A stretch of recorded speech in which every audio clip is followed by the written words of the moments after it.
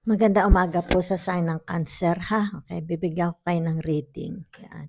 Tingnan po natin yung inyong tinatawag na overall energy. Okay? So, happy Saturday po. Okay? At ito pong reading na ito ay hanggang sa susunod na Saturday. So, 1 week reading po ito para sa inyo, ha? So, nakikita ko lang dito yung energy, okay, sa inyong loob ng bahay. Okay? Ang nakikita ko kasi parang meron ditong kaunting kaigtingan pagdating sa inyong pamimera. Pero yung relationship naman ninyo sa loob ng bahay, nakikita ko naman very smooth, maganda, ha. So lalabas lang po tayo ng tinatawag na oracle cards. Yan. So dito, sandali lang ha, ako lang salamat po ng marami sa inyong like, subscribes, and comments. So ito pong reading na ito is general. Salamat po ng marami. So maganda naman, okay. Meron ako dito nakikitang paglalakbay. Yan, ha. Maaaring dito merong mga bibisita sa inyo. Yan dito kasi, meron ditong bibisita sa inyo, okay? Or maaaring kayo ang bibisita. Ngayon dito, kumbaga sa pagpunta ninyo o kaya may pupunta sa inyo, alin man, na either kayo ang pumunta o sila ang pupunta. Dito meron dito mabubuksan. Meron ditong mabubuksan na sikreto. May malalaman kayo dito. Okay? Oo. So ito'y kumbaga'y ang nakikita ko dito, okay, ay ito ay about pangpamilya, okay? Pangpamilya ito. Okay? Kumbaga ito'y, ang nakikita ko, it's like a history ng family, okay? Mabubunyag dito. Yan. Kumbaga dito, sa pagkikita ninyo, yan. Pero may nakikita rin naman ako ditong magdudulot sa inyo ng maganda, okay? Ito kung ano man itong magso-surface na ito sa pagkikita ninyo ng inyong mga, ang nakikita ko kasi dito family, okay? So kung ano man itong magso-surface na ito, kumbaga dito'y palaisipan, magiging kumbaga dito'y palaisipan, pero ang nakikita ko dito'y meron ditong sa family ito okay? Oo, kung ano man ito. So dito nakikita nga paglalakbay o sa dagat. Maaaring ito'y malayong pamilya ang pupuntahan ninyo. Ito'y related sa inyo o sila mismo by boat pupunta sa inyo. Okay? So dito nakikita meron ditong tinatawag na paglalakbay. For some of you, maaaring nag-iisip kayo, okay, ng tinatawag na paglalakbay. So maaaring dito sa paglalakbay na ito, meron kayong matutuklasan. Ito, yan. Kumbaga dito napakainit ng issue ng topic na ito. Okay? Oo. Napakainit nito. Hindi ko lang po alam kung saan ito, anong klaseng story ito, ha. Maaari ito'y may kinalaman sa lupa. sa tinatawag na hatian, family inheritance, something like that, okay? So maaring ito'y iskandalo ng family or yun lang ang nakikita ko, ha. Okay, so tingnan natin po, ha, yung inyong tinatawag na overall energy.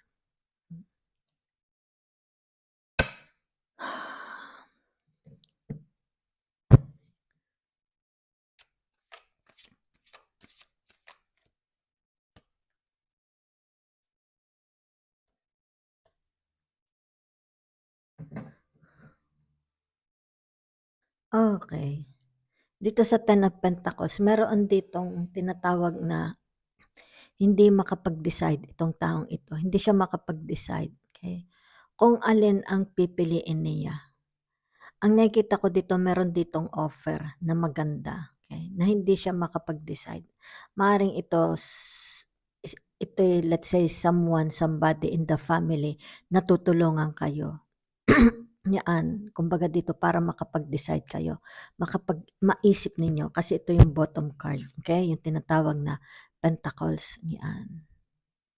Kumbaga dito very attractive itong ino-offer sa inyo, pareho. itong ino-offer sa inyo, nito'y may kinalaman sa kaperahan. Very attractive siya. So, kumbaga dito maaring you are asking for an opinion from your friends or family, okay? Para dito sa pipiliin ninyo, okay? Yan. So, dito meron tinatawag na mother figure na kumbaga'y nakakaintindi siya, okay? So, dito maaring bibigyan, ito yung option. Alin ba ang pipiliin mo, okay? So, kumbaga dito tinutulungan kayo makapag-decide. Kung alin, siyempre kayo pa rin ang magde-decide. Nga lang ito siyempre maganda ito. Kumbaga'y somehow, okay? Oo. Ito'y parang nagba-back up lang sa inyo itong mga taong ito, ha? Pero ikaw pa rin ang magde-decide. So, maaaring dito, masaya yung iyong emotions dahil napili mo na kung ano yung gusto mo. Okay? Oo. So, dito nakikita, yung tinatawag na meron dito kasi, okay? Oo. Ang nakikita ko dito'y wait ha, dahil itong damo na ito ang energy nito is Pisces, okay? Ito. So, maaring dito nakikita ko lang, meron dito yung tinatawag na magre-resorb phase, okay? Magre-resorb phase. Kasi dito nga do sa oracle cards natin, 'di ba sabi ko sa inyo, may magre-resorb phase dito.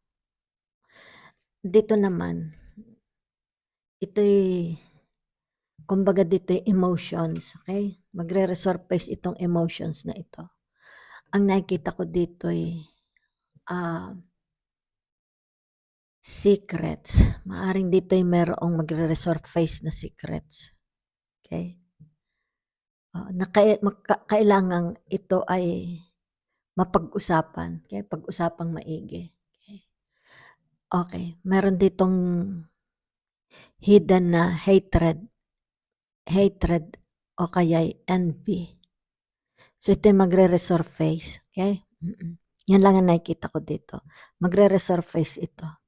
Kailangan ito'y i-work out. Ang nakikita ko dito maaring family ninyo or very close sa inyo. Okay? So, kailangan dito, dahil narito pa sa ating yung tinatawag na Libra season. So, kailangan pag-usapang maigi, magkaroon dito ng healing at saka love. Okay? Dahil ito'y magre-resorb phase. Maaring ito'y tatawag sa inyo o kayo ang tatawag para magkaroon dito ng tinatawag na ano tawag dito? Yung kailangan ito'y mapag-usapan, i-clear, okay? Maaring luminis para yung pangalan mo luminis or yung pangalan nila luminis, okay? Dahil ito'y kumbagay dito'y narito kasi yung tinatawag na Mercury, okay? At saka Venus. So it's about pag-uusap ito. Yan. Magre-resorb phase dito, maaring dito meron din yung tinatawag na magsisisihan. Pero kumbaga dito dahil narito si Mercury tsaka si Venus at saka ito nga ay Moon, okay? Ito ay energy ng Pisces. Kailangan dito ng kapatawaran, okay? Whatever it is. So tingnan pa natin yung inyong energy for the whole week.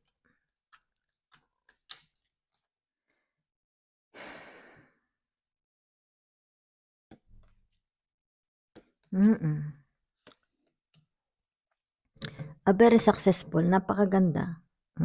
Page of Wands, napakaganda po nito. Okay? Very, very positive. Pagdating sa inyong pamemera, sa inyong career. Okay? Very, very positive.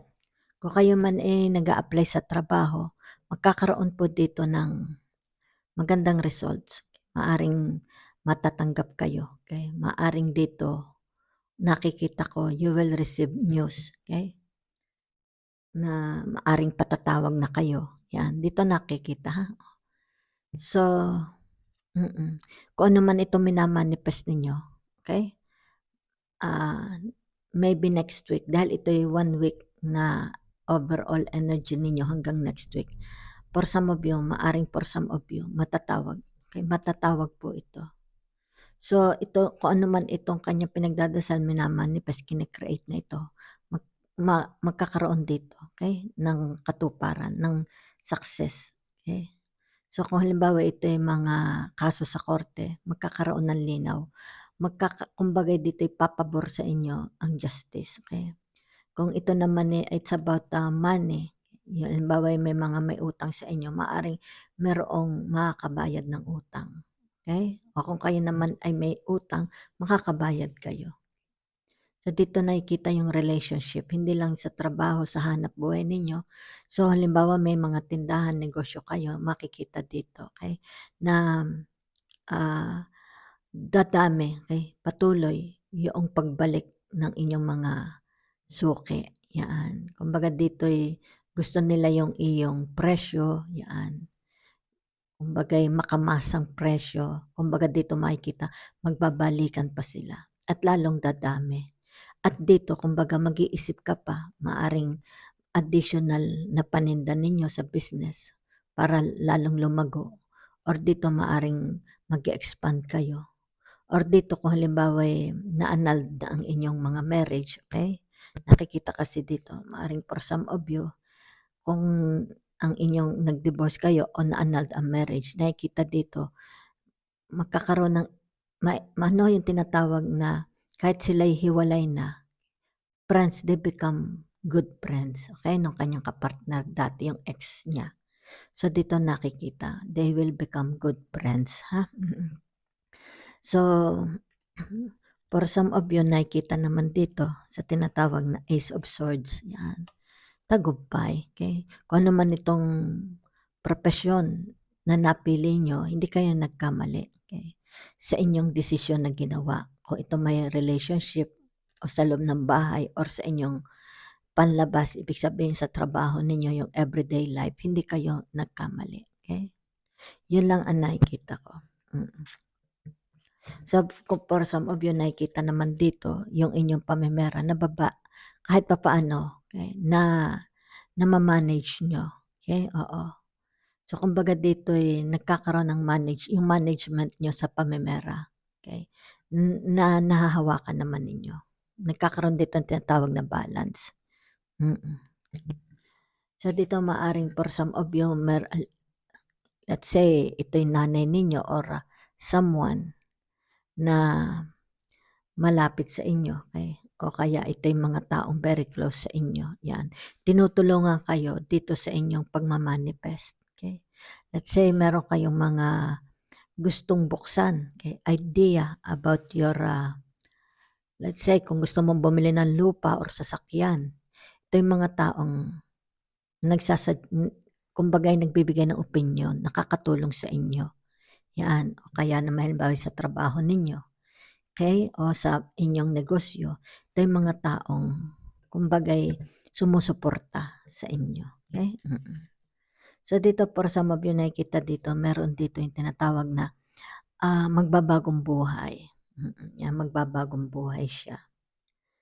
So dito, maaring nakikita ko rin kay itong taong ito, aalis siya dahil kasi pupuntahan niya ito. Let's say, family or friends, yan. Kung kaya dito, yan. Kumbaga itong mga taong ito, yan. Kumbaga they are excited. Palitan sila ng mga kwentuhan. Excited sila na makita ka uli. Yan. Itong cancer na ito, they are excited. Let's say, ano na ba nangyari sa iyo? Kumbaga dito magkukumustahan, magtatanungan, ano nangyari na sa buhay mo. Yan. So it's about ito, family gatherings, family reunion. Okay? So dito, kumbaga dito maraming kwentuhang magaganap. Okay? Kumbaga dito yung mga kwentuhang ito, yan, maiinit na kwentuhan, punong-puno ng mga katanungan, ng mga sagot. Yan. So they are, kumbaga dito itong mga taong ito, they are very excited na makita ka. Yan. Yan na, maari ito yung family. Yan. Kumustahan. Yan. So ganun ha. So thank you very much po.